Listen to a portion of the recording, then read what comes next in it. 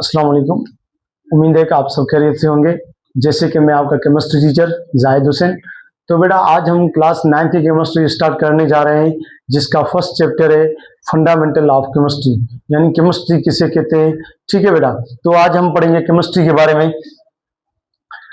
Chemistry is the branch of science which deals with study of structure, composition and properties of matter is called chemistry. Chemistry science की वो branch है जिसमें हम matter की structure, properties और composition के बारे में स्टडी करते हैं। ठीक है बेटा, तो कंपोजिशन, स्ट्रक्चर और इसका मतलब क्या होता है। तो देखिए बेटा, हमने यहाँ पे एग्जांपल लिया हुआ है वाटर का।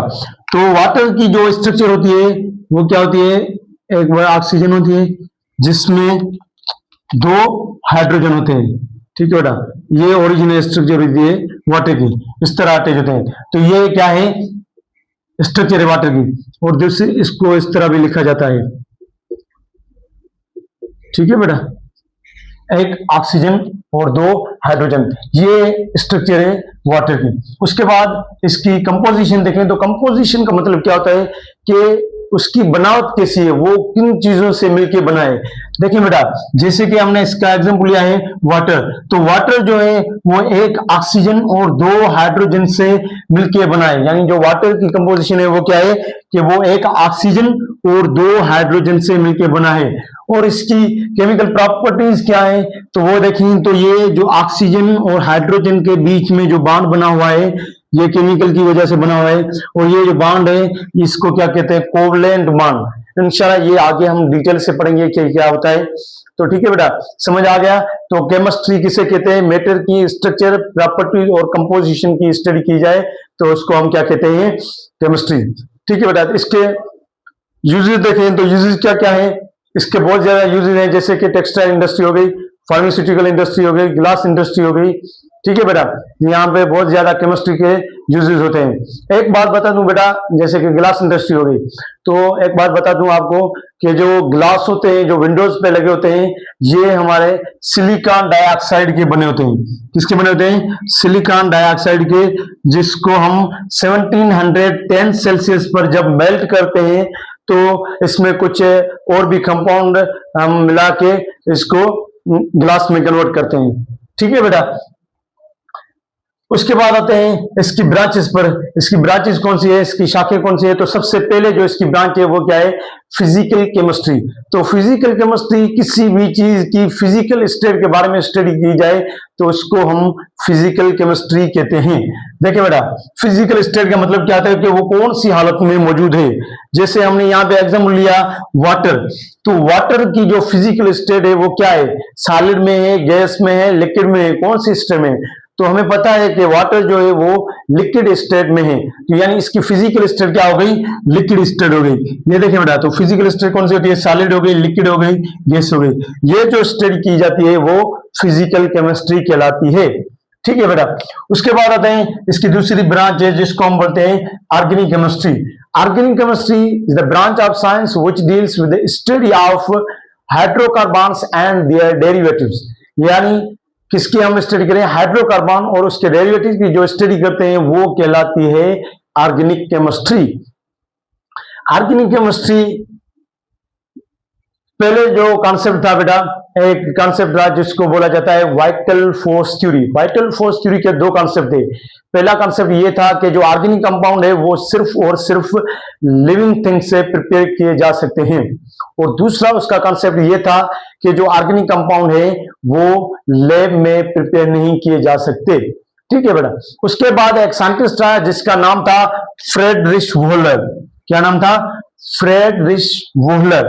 वोहलर एक साइंटिस्ट था जो 18वीं सेंचुरी के बाद आया, जिसने ये प्रूव करके दिखाया कि organic compound non living thing से भी प्रिपेयर किए जा सकते हैं और इनको लैब में भी प्रिपेयर किया जा सकता है। तो उसने क्या किया, एक ह्यूमन यूरिन लिया और ह्यूमन यूरिन को लैब में जाके हीट किया। हीट करने के बाद उसमें से उसको क्या रिसीव हुआ, यूरिया।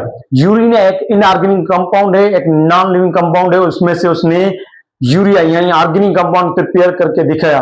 तो उसके बाद जो वाइटल फोर्स थ्योरी थी वो रिजेक्ट की गई।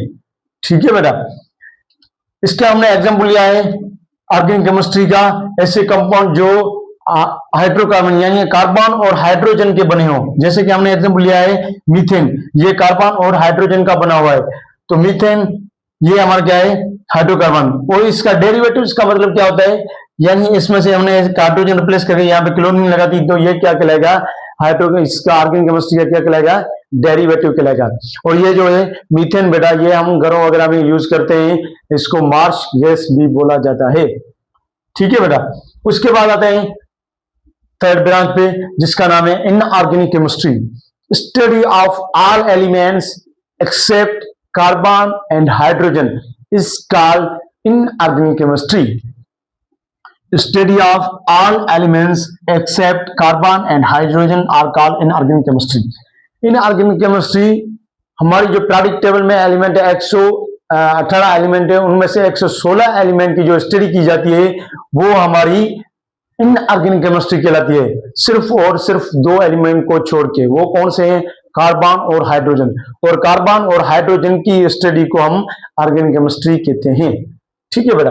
उसके बाद है इंडस्ट्रियल केमिस्ट्री। इंडस्ट्रियल केमिस्ट्री कैसे कहते हैं, यानी branch of science in which deals with study of manufacturing of substance, यानी जो सब्सटेंस है वो कैसे बनाए जाते हैं इंडस्ट्रीज वगैरह में, वो जो स्टडी कहलाती है वो इंडस्ट्रियल केमिस्ट्री कहलाती है।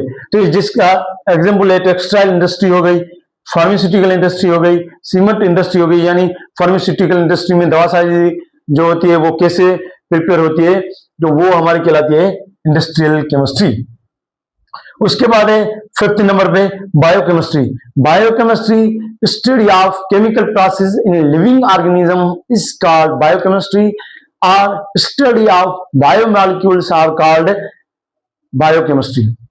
बायोकेमिस्ट्री एक ब्रांच है केमिस्ट्री की जिसमें हम केमिकल लिविंग थिंग में केमिकल प्रोसेस की स्टडी करते हैं। यहाँ बायोमॉलिक्यूल की स्टडी करते हैं, जैसे कि बायोमॉलिक्यूल कौन से हो गए, कार्बोहाइड्रेट्स हो गए, प्रोटीन हो गए, लिपिड्स हो गए, या न्यूक्लिक एसिड हो गए। ठीक है बेटा, इनकी जो स्टडी है वो क्या कहलाती है, बायोकेमिस्ट्री कहलाती है। तो आज का हमारा ये लेक्चर था। थैंक यू, खुदा हाफिज।